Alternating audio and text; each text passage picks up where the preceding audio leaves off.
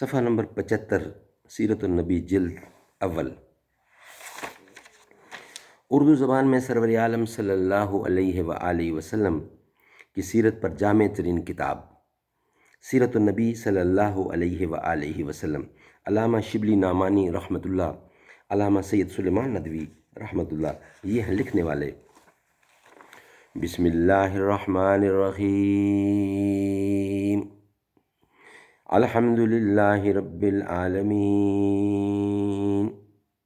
والصلاة والسلام علی رسولہ محمد واصحابہ اجمعین۔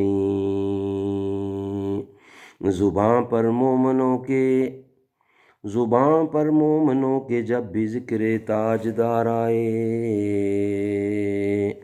تو اس کے بعد لازم ہے کہ ذکر چار یار آئے۔ صفحہ نمبر 75۔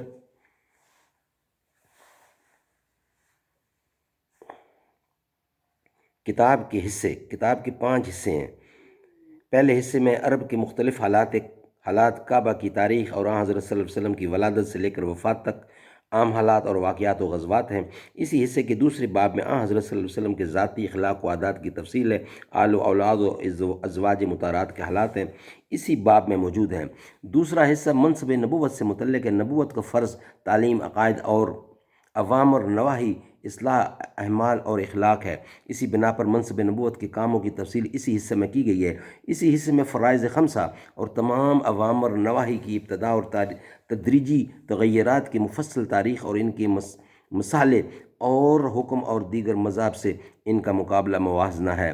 اسی حصہ میں نہایت تفصیل سے بتایا گیا ہے کہ عرب کے عقائد اور اخلاق و عادات پہلے کیا تھے اور ان میں کیا کیا اصلاحیں عمل میں آئیں، نیز یہ کہ تمام عالم کی اصلاح کے لیے اسلام نے کیا قانون مرتب کیا اور کیوں کر وہ تمام عالم کے لیے اور ہر زمانہ کے لیے کافی ہو سکتا ہے۔ تیسرے حصے میں قرآن مجید کی تاریخ، وجوہ، اعجاز اور حقائق و اسرار سے بحث ہے۔ چوتھے حصے میں معجزات کی تفصیل ہے۔ قدیم سیرت کی کتابوں میں معجزات کا الگ الگ باب باندھتے ہیں، لیکن آج کل تو اس کو بالکل مستقل حیثیت سے لکھنے کی ضرورت ہے، کیونکہ معجزات کے ساتھ اصل معجزہ کی حقیقت اور امکان سے بحث کرنے کی ضرورت بھی پیش آ گئی۔ البتہ جن معجزات کی تاریخ اور سنہ متعین ہے، مثلا معراج یا تقسیر طعام وغیرہ، ان کو اس سنہ کے واقعات میں لکھ دیا ہے۔ پانچواں حصہ خاص یورپین تصنیفات کے متعلق ہے، یعنی یورپ سے آن حضرت صلی اللہ علیہ وسلم اور مذہب اسلام کے متعلق کیا لکھا ہے، ان کا سرمایہ معلومات کیا ہے، تاریخی واقعات میں وہ کیوں کر غلطیاں کرتے ہیں، مسائل اسلام کے سمجھنے میں ان سے کیا کیا غلطیاں ہوئیں، آن حضرت صلی اللہ علیہ وسلم کے اخلاق و عادات یا مسائل اسلام پر جو نکتہ چینیاں کی ہیں، ان کی جوابات۔